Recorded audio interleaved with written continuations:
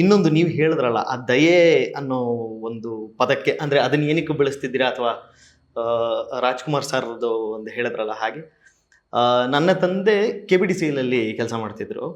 ಅದಾದಮೇಲೆ ಅಂದರೆ ಅವರು ಲೈಕ್ ರಿಟೈರ್ಡ್ ಆದಮೇಲೆ ನಮ್ಮ ತಂದೆ ರಾಯರ ಮಠದಲ್ಲಿ ಮೈಸೂರಿನಲ್ಲಿ ಸುಬ್ರಾಯನ್ಕರ್ ರಾಯರ ಮಠ ಅಂತಿದೆ.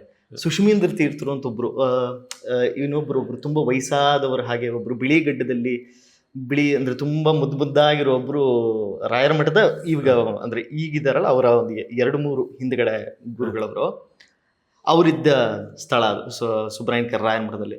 ನಮ್ಮ ತಂದೆ ಅಲ್ಲಿ ಕೆಲಸ ಶುರು ಮಾಡಿದ್ದು, ರಾಯರ ಮಠದಲ್ಲಿ ರಾಯರ ಪೂಜೆ ಮಾಡ್ತಾ ಶುರು ಮಾಡಿದ್ರು.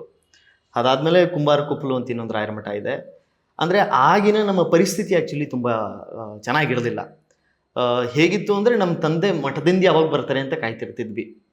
ಅಂದರೆ ಆ ಮಠದಿಂದ ಏನಕ್ಕೆ ಬರಬೇಕು ಅಂದರೆ ದಕ್ಷಿಣೆ ಏನೋ ಬಂದಿರೋದು, ಏನೋ ಅಂದರೆ ಸಣ್ಣ ಅಂದರೆ ತುಂಬ ಡಿಪೆಂಡೆನ್ಸಿ ಇತ್ತು ನಮಗೆ. ರಾಯರ ಮಠದ ಪ್ರಸಾದ ಎಲ್ಲರಿಗೂ ಹೇಗೆ ಪ್ರಸಾದವೋ ನಮಗದು ಭೋಜನವೂ ಕೂಡ, ಅಂದರೆ ಮೃಷ್ಟಾನ್ನ ಭೋಜನ ಅಂದರೆ ನಮಗದು ಅಂದರೆ ಅವಶ್ಯಕತೆ ಇದೆ. ನಾನು ಅವಾಗ ಇನ್ನೂ ಎಷ್ಟು SSLC ಅಥವಾ PUC, ನಾನು ಹೊರಗೆ ಹೋಗಿ ಏನೋ ಕೆಲಸ ಮಾಡೋ ಆ ಪರಿಸ್ಥಿತಿಯಲ್ಲೂ ಕರೆಕ್ಟಾಗಿರ್ದಿಲ್ಲ. ಅಂದರೆ ನಾನು ಕನ್ನಡ ಮೀಡಿಯಮಿಂದ ಇಂಗ್ಲೀಷ್ ಮೀಡಿಯಮಿಗೆ ಬಂದಿದ್ದೆ, ಒಂದೇ ಸಲ ಸೈನ್ಸ್ ತೊಗೊಂಡ್ಬಿಟ್ಟಿದ್ದೆ. ಆಯಿತು ಪಾಪ ಚೆನ್ನಾಗಿ ಓದಿದ್ರೆ ಅವ್ರಿಗೆ ಹೆಲ್ಪ್ ಆಗುತ್ತೆ ಅನ್ನೋ ಪೊಸಿಷನ್ನು ಅತ್ಲ ಕಡೆ ನಮ್ಮ ತಂದೆ ಏನೋ ಒಂದಿಷ್ಟು ಸರ್ಕಸ್ ಮಾಡ್ತಾ ಇದ್ದಾರೆ. ಬಟ್ ಇಷ್ಟು ಜರ್ನಿಯಲ್ಲಿ ನಮ್ಮ ತಂದೆ ಪ್ರತಿ ಸತಿನೂ ಎಲ್ಲೆಲ್ಲೆಲ್ಲೋ ಕೆಲಸಗಳು ಮಾಡ್ಕೊಳ್ತಾ ಬಂದಿದ್ದು ರಾಯರ ಮಠದಲ್ಲೇ. ನಾನು ಲೈಕ್ ಅಂದರೆ ತಂದೆಯಲ್ಲಿ ಕೆಲಸ ಮಾಡ್ತಿದ್ದಾಗ ನಮಗಾದಾಗ ನಾವು ಅಲ್ಲಿ ಹೋಗಿ ಬಡಿಸೋದು ಅಥವಾ ಏನೋ ಸಣ್ಣ ಪುಟ್ಟ ಕೆಲಸಗಳಂತೂ ನಾವು ಮಾಡ್ತಾನೆ ಇದ್ವಿ. ಅಂದರೆ ಅದು ನಮಗೆ ಸೇವೆ ಗೀವೆ ಅದೆಲ್ಲ ತುಂಬ ದೊಡ್ಡ ಮಾತು, ಅದು ನಮ್ಮ ಕರ್ತವ್ಯ, ಅದು ನನ್ನ ಕೆಲಸ ಅದು ಅನ್ನೋ ಥರ ನಾವು ಮಾಡ್ತಾ ಇದ್ವಿ.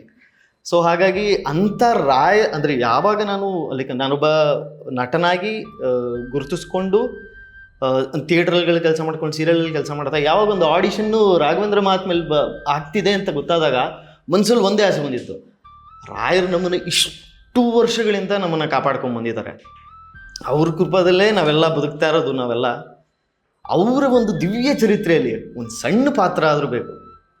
ನನಗೆ ಅದರಲ್ಲಿ ಡೈಲಾಗ್ ಇಲ್ಲದೇ ಇದ್ರೂ ಪರವಾಗಿಲ್ಲ, ನಿಜವಾಗ್ಲೂ ನನಗೆ ಅದರಿಂದ ದುಡ್ಡಿನ ಒಂದು ಬೇಡ, ನನಗೆ ಸಂಭಾವನೆಯೇ ಬೇಡ. ಆ ಪಾತ್ರಕ್ಕೆ ಒಂದು ದಿವಸದ್ದಾದರೂ ಪರವಾಗಿಲ್ಲ, ನಾನು ಇದರಲ್ಲಿ ತೊಗೊಳ್ಳೇಬೇಕು ಅನ್ನೋ ಒಂಥರ ಹುಚ್ಚು ಬಂದಿತ್ತು.